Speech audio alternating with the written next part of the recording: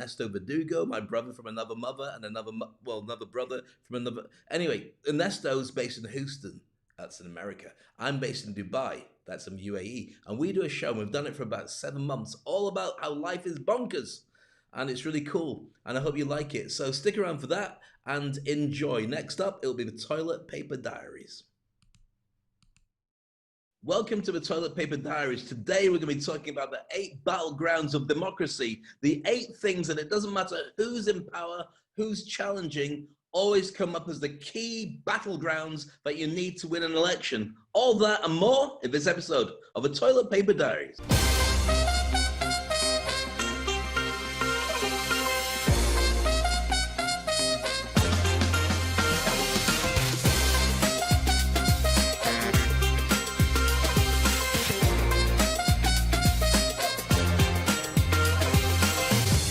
So once again, we're getting started with another crazy week. But before we go into all the craziness, I just also want to let everybody know that we just got the first 50,000 views on the Toilet Paper Diaries. Isn't that awesome? Yay! 50,000 people sat there going, why are they still talking and why are they still in lockdown? That's great though, really exciting. And well done to you, Ernesto. Thank to you. you and me and our lack of Netflix, which is why we're still doing the show. Exactly, and that's also very exciting. And that reminds me of one big celebrity, which also, I mean, she actually was featured in one of our shows long time ago, Drew Barrymore. She started with her TV show, and I think we were correct. I mean, we predicted already that this was going to happen, that, stars are not getting work in television. I mean, there's a Cubly, I think it is, that they're doing 10-minute series, but the talk show hosts and whatever, some of them don't have shows and they're not getting work. So what do? They start their own show. What's the name of that guy? John is married to Emily Blunt, who was in The Office, who was in the Jack Ryan movies. But Jack Ryan TV shows. He's a really nice guy. And he's in that Quiet Place movie. He wrote it. John Krasinski. Yeah. Did that show. Do you remember what it's called? Yeah, Some Good News. Right, Some Good News. So he did 2 episodes, as far as I know, and they were both amazing episodes, really cool, which is easy if you're Rolodex as everybody in Hollywood, who you can call up and say, I'm really bored, should we Zoom together? So he did that show, and apparently it got bought up by one of the big TV networks. And what's happened since then? I've not seen it. Have you? No idea. But Drew, I think Drew has done a great job, because she started her show very similar to us in YouTube. And then she started going through local television. And I think it's great. We have this short clip where she is getting the show started with Adam Sandler. Let's have a look.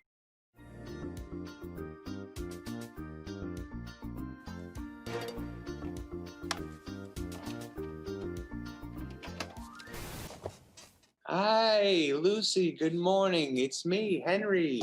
We are on, I think, about our 5,000th date together. It's been great. I want to catch you up. You have a thing called amnesia, and I am your husband. We have a daughter. She's about 40 now or something like that. What? I know, it's bananas, but I'm not done yet. It's 2020, and we're also in the middle of a pandemic, which is a terrible thing. Baseball games are now being played in front of cardboard people. Sounds kind of like you're making this up. Oh, yes, if the room you're in right now smells a bit like farts, that was you. It does kind of smell like farts in here. Are you sure that wasn't you? Okay, it doesn't matter. Either way, there is good stuff going on in the world, though. There's a company called Netflix that provides premium entertainment to people right in the comfort of their own home. They also pay me, so that's why we can have that house together. So to recap, 2020 is not great. Netflix is good. And you fart a lot in your sleep. True. In all seriousness, though, I want to just tell you this. I couldn't honestly be more excited for you. You have your own show now. Hi, I'm Tom. Lucy's got her own show now? Tom! Yes, 10-second Tom. That's right. That's great. Who's Lucy? And why is everyone outside wearing a mask? Okay, Tom, that's enough. You gotta go now. Okay. You are gonna make people so happy every day, every time they see you. You are magic. The whole world feels it, and I'm lucky that I know you so well. I love you. I can't think of any endeavor I'd ever want to do without you, Adam. So, thanks, and I love you. Hi, I'm Tom. Excellent. I love Drew Barrymore. There's something about Drew Barrymore that makes me happy because she starts off in E.T. and she's one of these child actresses and she seems like she never grew up, but there's something about her smile, and I'm going to sound like a real fanboy, but it just cracks me up.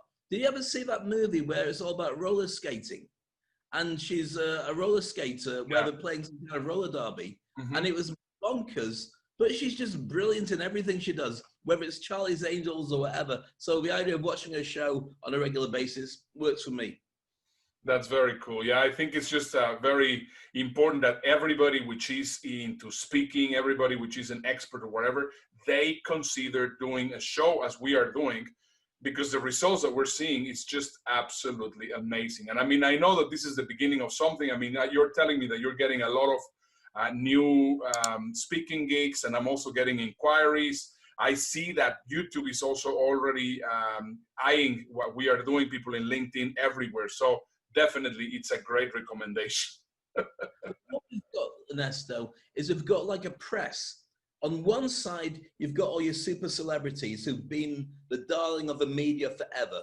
On the other side, you've got all the wannabes, the podcasters who've been doing shows that not many people have been listening to on the most case. Some are good, some of them are terrible. But in the middle, you've got all the proper celebrities who need an agent and who need somebody to work the camera and who need them to put the microphone on. And they are in limbo. So a few of them will get their act together and start jumping into that void. But what's going to happen is, as no new movies get made, no new TV shows get made, a lot of the podcasters are going to start catching up with them as well. And so I think what you're going to find is some influencers will work out how to do TV, some won't. Some celebrities who have a sense of humor and have the ability to do the tech side will step up and they'll start getting their own show as well. But you'll end up with a massive amount of great quality, individually tailored shows.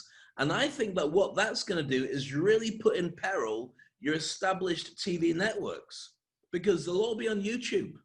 Yeah. And if they're on YouTube, people won't bother turning on and paying subscription for cable TV or whatever it is, because if you and I want to say bad words, for instance, and I mean, I don't know any bad words, but we can say bad words on the show, we're not going to get taken off a network because we're not on a network.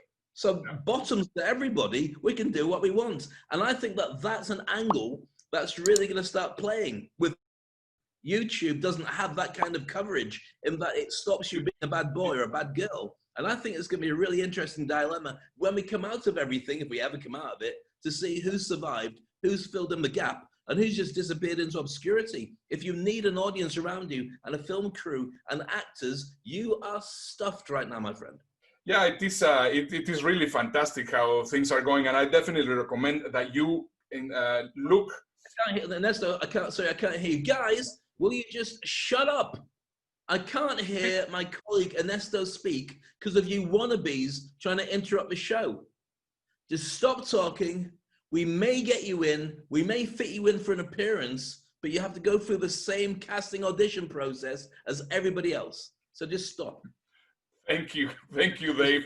It's just impossible to do a show with all these people messing around.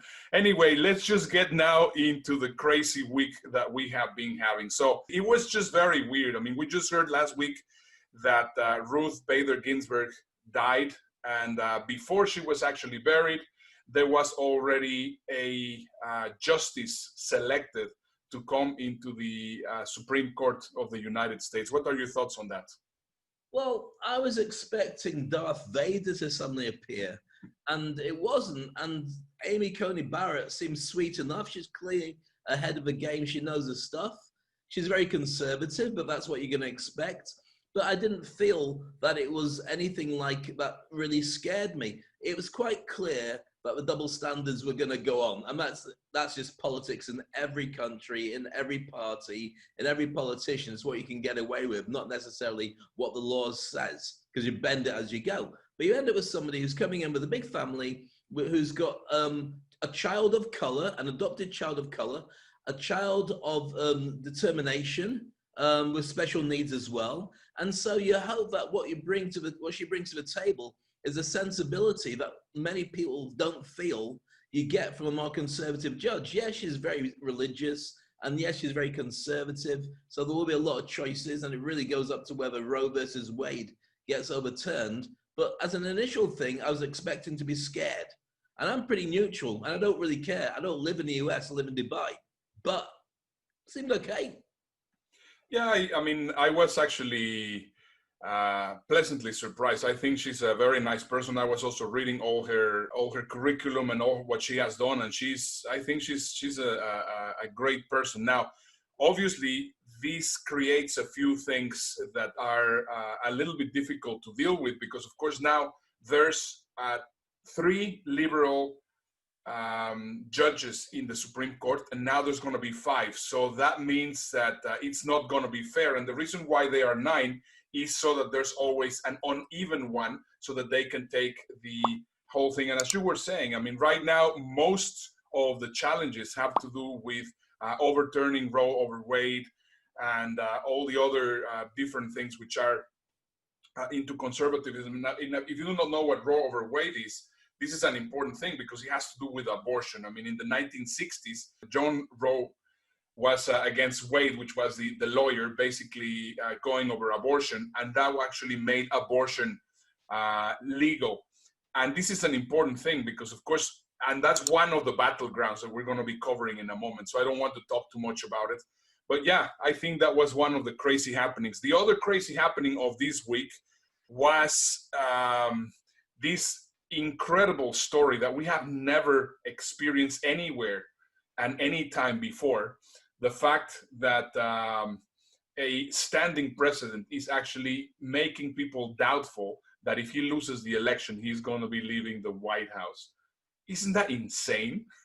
Well, we covered this on last week's show. We talked about how smoke and mirrors and changing the rules is a really smart way to play the game. What we didn't expect is to actually stop playing the game whatsoever and just say, there is no game. I'm staying in. Goodbye. Take all your stuff home. We're already sorted out. I really wonder where this is leading, because there's lots of things that are just so crazy about saying, regardless of what's coming in. And now you see what Trump's doing is he's basically hedging his bets so the Electoral College wins regardless of the popular vote, which clearly comes to let him say that he's not going to win the popular vote. But I just wonder, well, if it's like throughout the entire time, who watches the watchman? Who's in charge of whoever's in charge? And we don't know what the case is here, because nobody's in charge of the most powerful person on the planet. So if he decides to dig in deep and he gets the military to back him or the police to back him, who's going to go against that, even if the Constitution says otherwise? And I worry about it for the people living in the United States, and it might be the case of Davey being ridiculous, but from what I see right now, it's not that ridiculous. No. Well, there's a few things. By the way, we got some amazing comments on last week's show, and I recommend you to see it. So if you want, I mean, somewhere here, I do not know exactly where, but you're going to be seeing a link so that you can actually see last week's episode where we were talking about content and context. And this is one of those things which I think we really need to put into context, because Bill Maher has been saying for months and possibly years that there's going to be a point where Trump, if he gets to lose, he's not going to be really accepting that he lost. I don't see him leaving willingly. I don't see him leaving under any condition, including people knocking on the door with guns. But he'd be Scarface. I just don't see this man giving it up. And right now we got the Vice President Biden. We got also Bernie Sanders. This is an outrage, and it's an issue that has to be dealt with. A president of the United States saying, I cannot lose this election. If I win, great. If I lose, it's rigged. We got a number of different people mentioning what they were going to do in case this was the Republicans didn't win, and he didn't really want to lose. He really wanted to get out of the White House. Now, on the 20th Amendment, it says that on January 10th, January 20th, at 11:59 with 59 seconds, his tenure finishes. But now the question is, what will happen if he's still inside of the White House after that time? And this is where I am incredibly worried, because right now, his son, DJ TJ, as he's normally well known for, he actually made a call to arms. I mean, are we living in crazy times, calling Republicans to actually get ready if they get the election stolen? Let's have a look at this video. The radical left are laying the groundwork to steal this election from my father, President Donald Trump. They are planting stories that President Trump will have a landslide lead on election night, but will lose when they finish counting the mail-in ballots. Their plan is to add millions of fraudulent ballots that can cancel your vote and overturn the election. We cannot let that happen. We need every able-bodied man, woman to join Army for Trump's election security operation at defendyourballot.com. We need you to help us watch them, not just on election day, but also during early voting and at the counting boards. President Trump is going to win. Don't let them steal it. Go to defendyourballot.com and enlist today. Well, I can't say I'm so surprised, and it just feels like some kind of, one of my favorite movies is Last of the Mohicans, taking us back to the Civil War, when you've got all the different sides all fighting for plots of land, and with Daniel Day-Lewis looking incredible in that movie, and it just feels like that. Now, what really freaks me about this whole thing is the fact that you've got peace around the world. I mean, Dubai, UAE, and Israel have just decided, you know what, let's just do business together. So the rest of the world is going, you know what, we can get on. This is actually a nice time. COVID's out there, that's not nice, but the rest of it's really good. And the one place seen as the world's greatest democracy is going, right, let's get the guns out. Let's start a battle between us for no reason. We've already got a system, but let's dispute it anyway. And I worry about it for all the right reasons of what could happen. And I wonder, are there any grown-ups in the room who want to say, right, kids, go and stand in a corner, facing the wall, don't turn around, put this beer mat against your head in the corner. If it falls on the floor, you get a smack bottom and detention. I'm telling you now. Yeah, it's just absolutely insane. So we do not, you see, I mean, every single week is just getting crazier and crazier. We also have the Florida reverted the social distancing mandate. What do you think of that? So right now, Florida, which is one of the most affected states, says, you know what, no problem. I mean, let's just forget about the whole thing. It was nothing. Well, the problem with social distancing is that and the masks are the only things we have as evidence that are going to keep us alive. Don't go close to anybody who can pass you the virus. If you do have to go close to them, cover your face so they can't breathe it on you. That's it. We don't have anything else yet that can cover it. So to then turn around and say, no, let's just have a bit of a party going on, it's...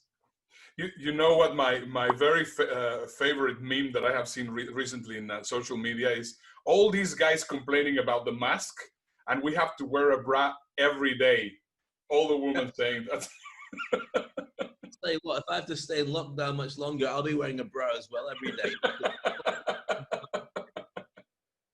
Kind of feels comfy, actually, and it's got great support, so I'm not knocking.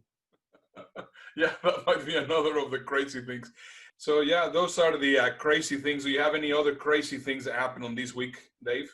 Oh, I was just going to say how much that Amy Coney Barrett reminds me of Laura Ingalls from one of my favorite shows of all time, Little House on the Prairie. Do you remember that bit at the beginning of it, where it was at the beginning where they all roll down the hill? Mm-hmm. And it's all really funny and jokey and so on. If this was nowadays, somebody would get sued for that. In fact, to be honest with you, the camera crew and the producer and the director would be in jail for child endangerment for showing a clip like that. Ridiculous. But every single week you get the moral of the story. And there's a couple of films like that. There's Little House on the Prairie, there's The Waltons, and I'm trying to remember what else there was. But Pollyanna. Pollyanna. Well, there you go. So I was taking a mickey, but I wish her the very best. If she gets through, then great. Amy Coney Barrett, right? One of the things is, the political debates have just been on, and there's loads and loads I want to say, but I don't really want to say it until I've digested it properly. Yeah, I think it's very interesting. That's correct. This happened last night, so let's just keep that. Possibly we'll do a special edition of the Toilet Paper Diaries about it. Possibly we'll include it next time. We'll just need a little bit of time to process what happened yesterday. Well, the thing is, Ernesto, when you look at it, there's so many areas to discuss. And I think that's what we really should jump into now, because it doesn't matter whether you're a Biden, it doesn't matter whether you're a Trump, it's all about 8 different backgrounds. These are battlegrounds that come up year after year, election after election, since time began. And that's ultimately what's going to happen here. Should we take a deep dive into these? Absolutely. Here's a very good recommendation because, you know, it's what I think it's crazy. Once again, putting things into context and content. We cannot, I mean, there's several things that I side with the Republicans, several things that I side with the Democrats, several things that I hate about the Republicans, and several things that I hate about the Democrats. So what is my way of thinking? And this is where I found it very interesting. There's a website that is called I Side With. And in I Side With, you can just go there and you will be answering a quiz and they will be telling you where you're at. And I think this is very important because, of course, we cannot just say, well, you know, I am liberal or conservative, because we also have authoritarian and we also have libertarian, which is, you know, 2 other different aspects. So understanding what's going on in politics, not only in the United States, but also around the world, it's incredibly important. So what we're going to be covering right now, more than anything, it is the 2 different ways of thinking. So who do we have, Dave? We have the liberals, which in this case would be who? Well, the liberals in this case are going to be all the people who are the Democrats, effectively. So in the UK, they'll be seen as Labour. In America, they're seen as Democrats. And all the people who want to change the way that you look at stuff.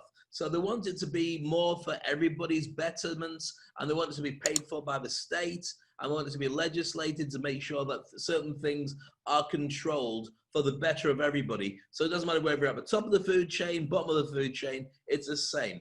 And that means that if you are successful and you are making money, then you should be taxed to pay for the people who are not so good at doing what they do. But at the same time, if the people who are not so good at doing what they do don't care and they're just taking money from the state, then you're going to rightly feel upset that people are freeloading, whereas you've spent your entire life working your backside off to get to a certain level. So that's the kind of battleground that your liberals and Democrats would be facing and wanting to hold on to. On the other side, you've got the conservatives who generally believe that it should be down to the individual. Your ability to make a choice, your ability to look after individuals, to have your own guns, to protect your property, to be arguing about this because it matters, but also to find a way to make things happen the way that you want them to. Now, in a perfect world, both sides have huge merit, but not if you start with a huge amount of inequality before you begin. So, for instance, if you start off rich, of course, you're going to want to protect it. You're not going to give it to anybody else who's not making money, because then you lose a ton of money that you've inherited from your family. Whereas if you start off poor, you're going to want it to be more of a level playing field, because you never were allowed to catch up on the people who clearly don't care whether it's a coronavirus or not, because they've got more money than they need to be able to take care of it. The weird thing is that when you start looking at the 8 different battlegrounds that this particular election will be fought on, it's going to be incredible to see what side you and I actually buy into, because we're very similar. We've been brothers for like 20 plus years. But I find myself with a little bit of leaning there, understanding over there, and wanting to make my choices as they come. It might be the same. Should we go through the different categories first? Yeah, absolutely. So we have, once again, just before we get into that, we have, in one side, we have the liberals, which are the Democrats. In the other side, we have the conservatives, which are the Republicans. And now this is where it becomes very confusing when it goes authoritarian and libertarian. So, I mean, people that want to get involved into that. So that is the spectrum that you have to use. Now, what are the 8 battlegrounds of the 8 categories. So if you want, we say 1 and 1, Dave. First, and I think is one of the ones that it takes a lot of power for some reason, which I do not understand, is abortion. Abortion is one of those that they take, it's one of those battlefields. What is the second one, Dave? Next one's affirmative action and making a choice on what happens with the social spectrum, making it so people can be balanced and people can work their way up, but the state makes it so it's legislated that everybody gets treated equally, and regardless, it's enforced by the law to be equal. Next battleground is going to be guns. This one, I mean, in some other countries, it will not be even part of the agenda, but here in the United States, it's an incredibly important one. Well, that's the case. I mean, guns, you've got the fact that some people say you should have gun control, and some people say you never know when it's going to turn into a war. You need as many guns as you possibly can have. Exactly. I'm from the UK where nobody's got guns. Even the police don't generally carry guns. And so the amount of shootings is, not many. Makes a big difference, trust me. Next up is crime, and whether or not the rights are there for the defendants, or whether the tougher thing. So, for instance, if you're liberal, then you're looking after the defendant's rights. Regardless of what's happened, there should be the ability to make somebody done, but also rehab. But also, all the money that goes into policing should be thrown into making a better world so the policing doesn't have to happen. Whereas if you're on the conservative side, you say, make it tougher, make the laws tougher, get the police out there, and let them clamp down heavier on the law breakers. So those are the two different sides. What's next? So we covered now the social aspect, and now I think it's important that we go into the economic aspect. So into the economic aspect, the first battleground is going to be taxes, which right now I think is very interesting because we were reading in the New York Times that the sitting president suddenly got their tax returns out, and apparently they are nothing like what he says they are. Well, here's the thing, and it's really interesting to see, because what you have is you've got the liberals saying, yeah, you should tax the rich. You've got the conservatives saying basically whatever Trump does is great because he's changing the game and getting rid of all the rot. But then you've got the tax returns of Trump being made public, saying he's never paid any. He's saying I'm paying tons. The evidence says he's not paying at all. $750 in taxes. $750, which is less than a per person's rent. So he's just getting away with it by saying basically that he doesn't make any money. Now the thing is, it's damned if you do, damned if you don't. If he doesn't pay tax, he doesn't care about contributing to his part of society. And that will be the thing that the Democrats pick up on. So for instance, in 2012, Trump turned around and had to go to Obama for the fact that he only paid 20.5% of his earnings as tax. He said, what's all that? You can't talk it unless you actually do walk it as well. You should be paying a load more. But in that year, he paid, I don't even think he paid during that year himself. So you've got that kind of thing. But at the same time, you're going to have people turn around and say, no, but he's smart. If he can work it so he doesn't have to pay, then that's really good. We should take a leaf out of that book, and that's how it should be played. Yeah. The challenge is he shouldn't be allowed to if he's a president of the United States of America. He is the one person that everybody watches. Because do you know what you can go to prison for? If you don't pay $1,000 in your tax bill, you can be incarcerated for that. Now, it's very likely that Trump's already existing bill, according to what New York Times is saying, is about $400 million. Now, if he loses his case when it comes to actually looking at the tax things and he gets fined on it, he'll get another 100. So that means he's going to have $500 million in debt. Yeah, he's got to pay.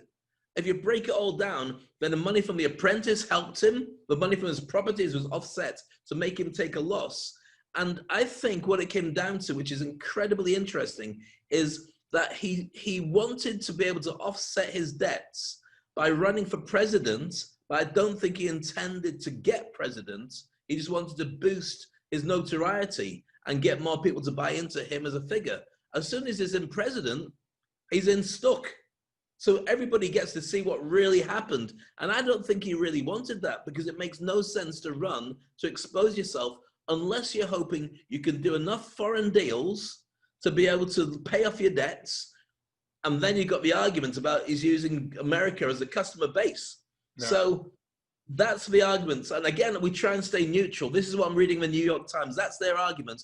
But you've got the other side defending Trump, saying ultimately it doesn't matter what's happening in his personal life. Let's look at his record for the American people. Yeah.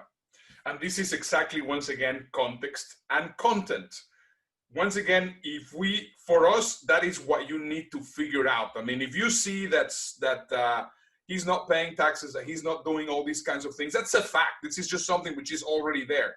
How is it going to be interpreted by those people which are, the very conservative ones, all these kind of things?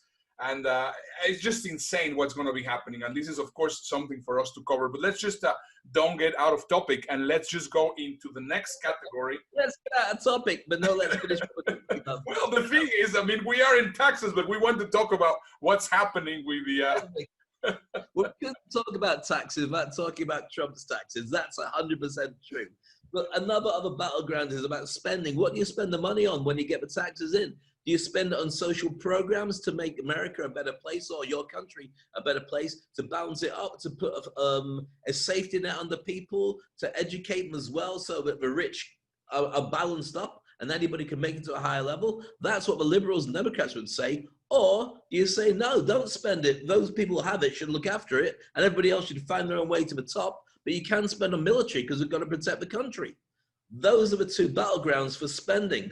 Next up, it's going to be regulation, which some people say, well, we're in favor of making sure that everything is done correctly and this is all regulated. And the conservatives, on the other hand, are pretty much against having the regulation. So that is basically the seventh battleground, which takes us to the eighth battleground. Regulation is you can argue on a hypothetical situation when there's no war going on, whether you need to have that whether you need to have things that are put in and things that are not put in. But when you've got a virus, you've got a choice. Do we regulate that people have to stay safe and keep other people safe, or do we not regulate? Because it's the greater good, not the personal freedoms, that surely should be deciding what happens in a country. Yeah. And being based in Dubai, the government don't mess about. If you have a party in your house or in a restaurant, when we've told you can't, you're going to prison because you're endangering other people. And that's going to cost us a fortune to look after and cost you a fortune. So everybody is involved in it. We're going to make an example of you. And that's what we did recently. And I got to say, I buy into that, because anybody who's stupid enough to risk other people's lives just because they want to have a bit of a jolly, that's what happens.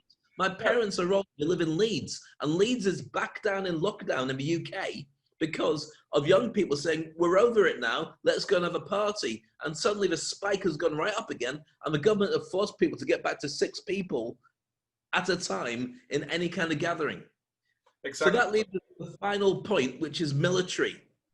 Those arguing that you should just have a basic military because the battleground is not even a war anymore. It's more about the cybersecurity and the social media and the policies and the economics and the trade wars. And there's lots of different ways to fight without picking up a gun. Whereas and that's the liberal way of looking at it. The conservatives are more about, no, you've got to make sure the world knows that, but you are the strongest force on the planet because it's a huge deterrent against people who want to mess with your country. Now, here's the thing for Ernesto. I mean, you and I are very similar, and we hardly ever fall out about stuff. But when I look at that long list, I find myself as a person who is in lockdown, having to find a way to feed my family, regardless of everything. There's no job, no safety net, no handouts. I'm probably center-right in my politics. So I would actually be probably Republican conservative type.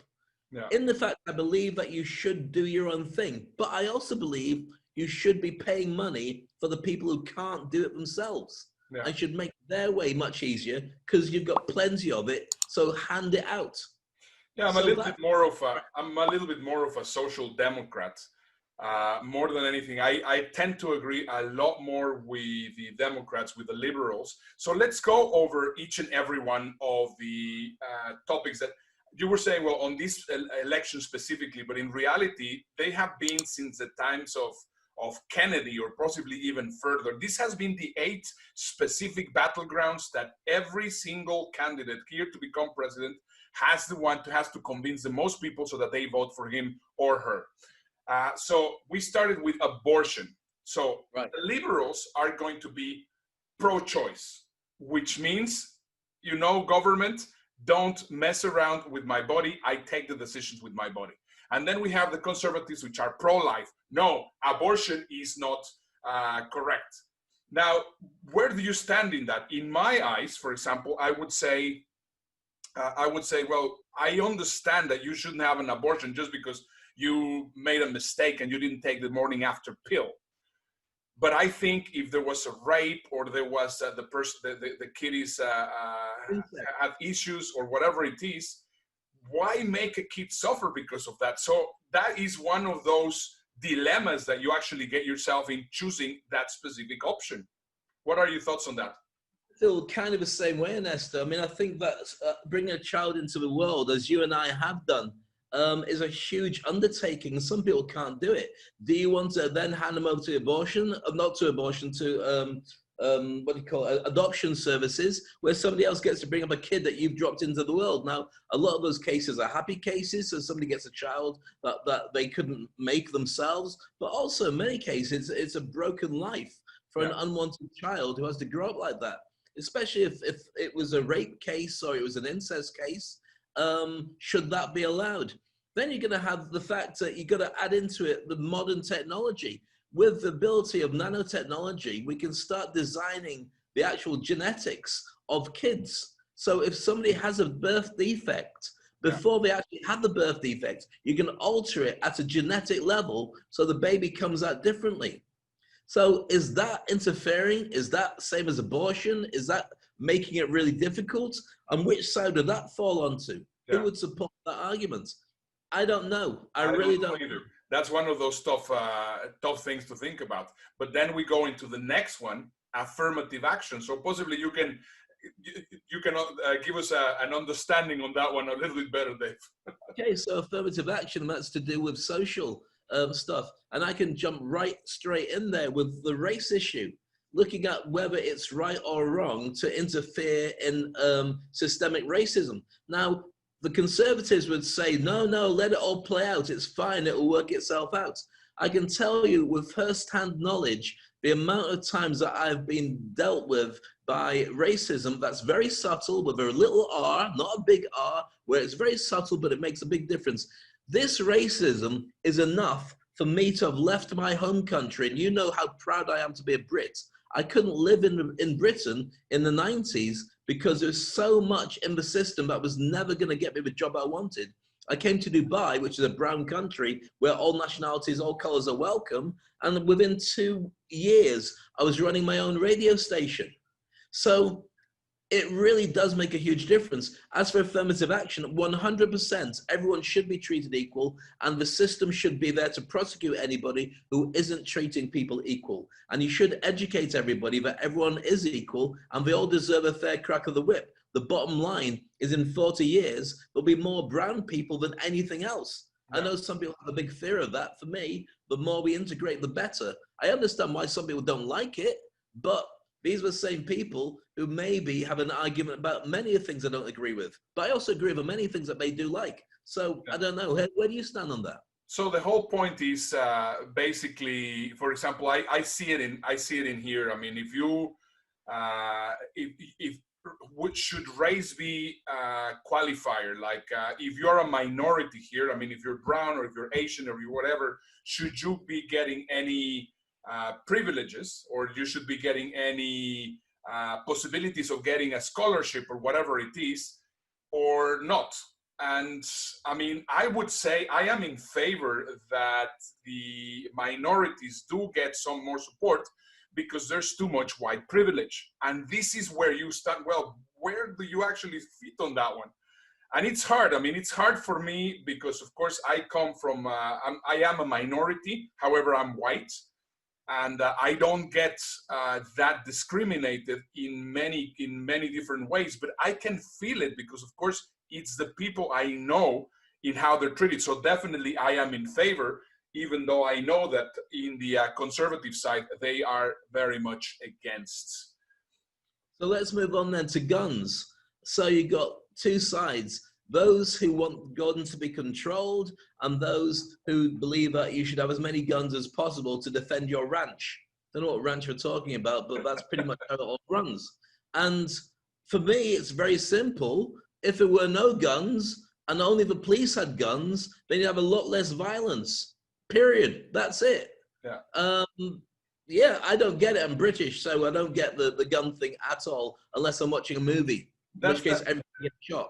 That's one of the most incredible lobbies here in the United States. I mean, the NRA, it's just insane. But I was saying, you know what is the country per capita that has the most guns in the world? It's not the United States, it's Switzerland.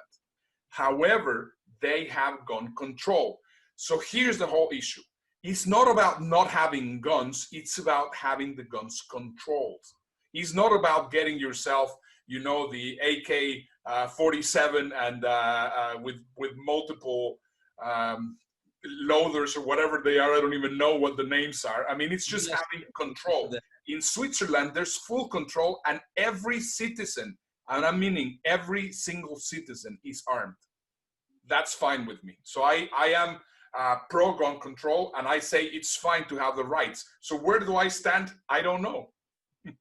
Well, I think what you have to look at is the amount of people that get shot in Switzerland by drunken shooters, by disgruntled shooters, by mentally challenged shooters, and the answer is almost zero. Yeah. So somewhere in there is an argument, the same as somewhere in there is an argument that if you want people to take care of themselves so you don't have to worry about them, give them guns and booze and drugs and let them sort themselves out.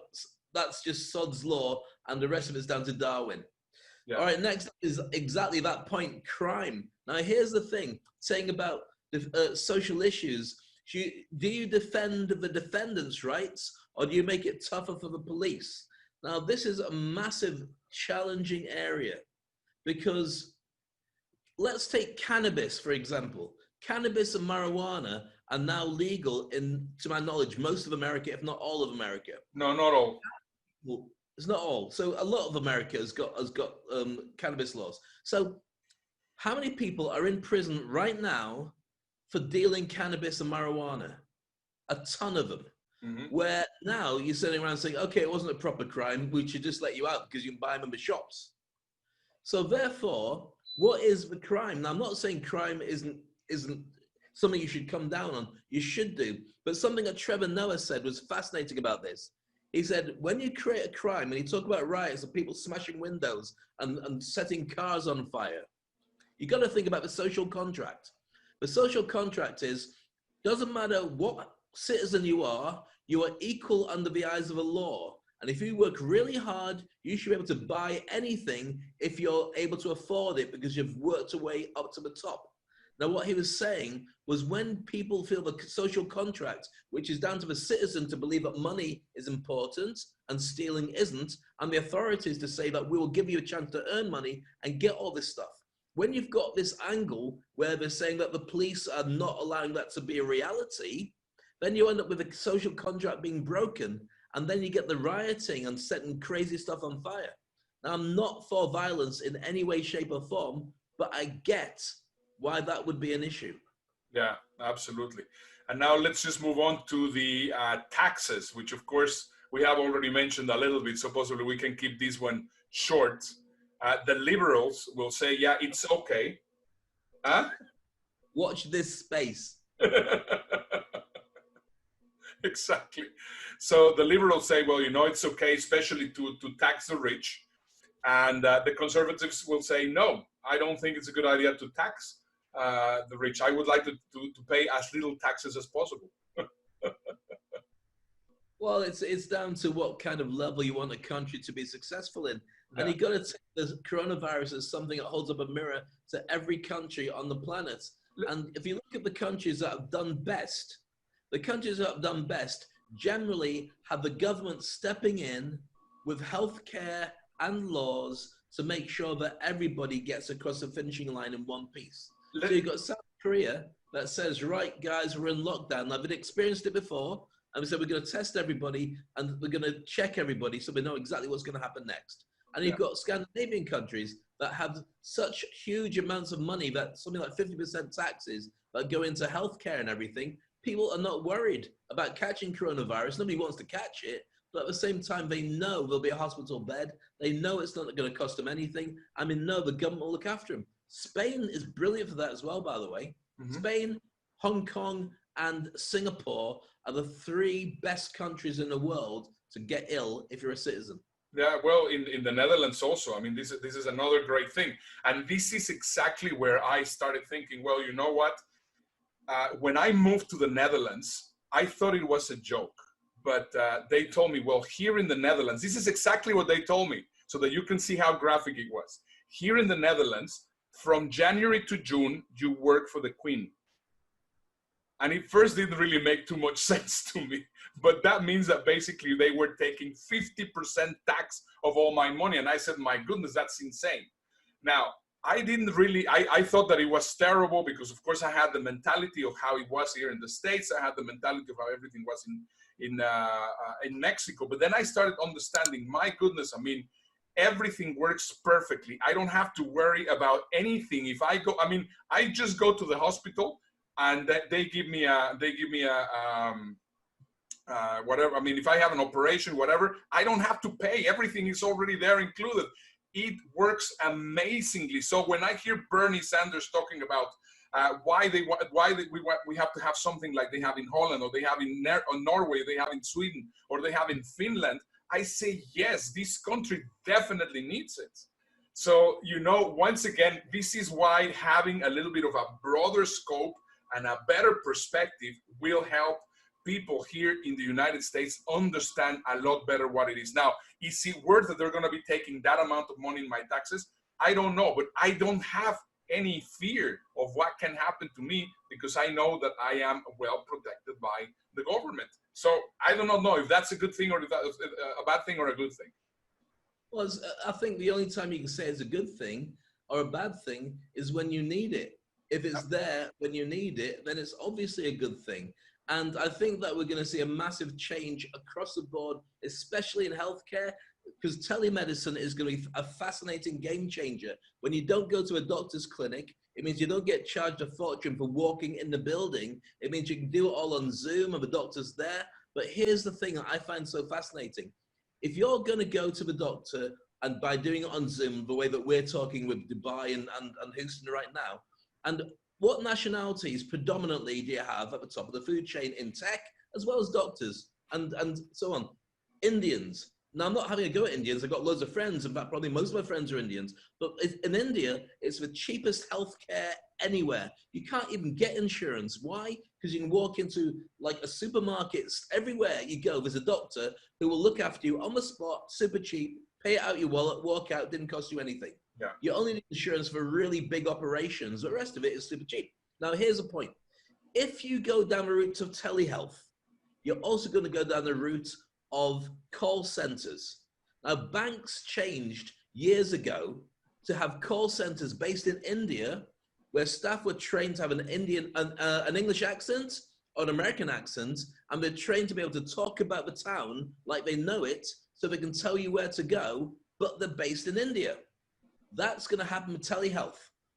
Right now, we've seen such an influx of smart doctors going into every country around the world, Indian guys who are doing really well, having a great practice. But there's a ton, about 1 million doctors at least back in India who'll say, oh, telehealth, call centers, let's look after people like that. And I think that's really going to change the game. So what I think the end result is, if you're a doctor in the US and you're sitting pretty going, you know what, we'll be okay. This mixture of insurance, hospital, fees, we're going to be all right. You are now up against the lowest common denominator of price, which will be the same doctors unregulated or regulated over in India. Right now, if you go to places like Sweden, you don't even go to the doctors. You can turn around and go on Zoom or have an app, and they'll decide what's wrong, and they'll do it, and you won't need to go anywhere. They'll send you a prescription you can pick up from a supermarket, or they'll send it to your house in half an hour. If your dog's ill, the vet can have a look at your dog, see the breed, say, yeah, I think it's this, and they can send you straight away some stuff. That's exactly what happened to us yesterday. We had a problem with Boris, our dog, and we had a friend, which is a vet in Spain, actually taking care of that. Cool. Let's just move on to spending, which I think it's our next. Spending. I thought we'd gone for regulation. Oh, sorry. Regulation. Yes.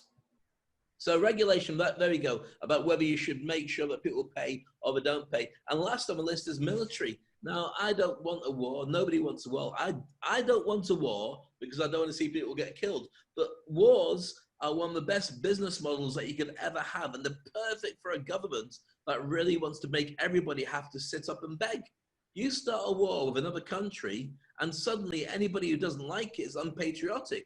What you do is you get rid of all the old machinery, all the old guns, all the old tanks, all the old planes. You have a carte blanche to write out a check to get new stuff put in and all the lucrative contracts that comes with that. You've got a brand new military, you made a lot of money off the top of it. And therefore, war makes sense as a business model. Strange, but unfortunate.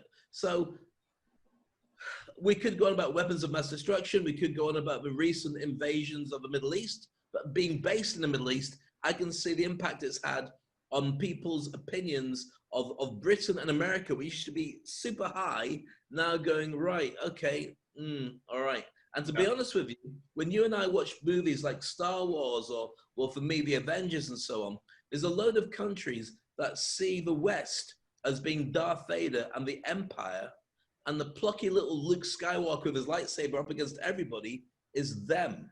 Yeah. Yeah, it is very weird, and I think it is sad to see how it is. But there are issues. Those are the 8 issues that we have. They has been going on for a number of years. Now, here's the important thing, and I think this is the reason why Dave and I thought it would be a very good idea to actually be addressing this here on the Toilet Paper Diaries. I mean, we can disagree, and we can agree to disagree, and that you can have your options, and I can have my different ways of points of thinking and whatever. But the important thing is we can get along. I mean, it's not about being enemies. And this is what it has boiled down to. I mean, at the very end, this is what we're seeing. We're seeing people becoming enemies. Oh my goodness, you're a Republican. I cannot talk to you. You're an asshole. You're a horrible person. I don't want to talk to you.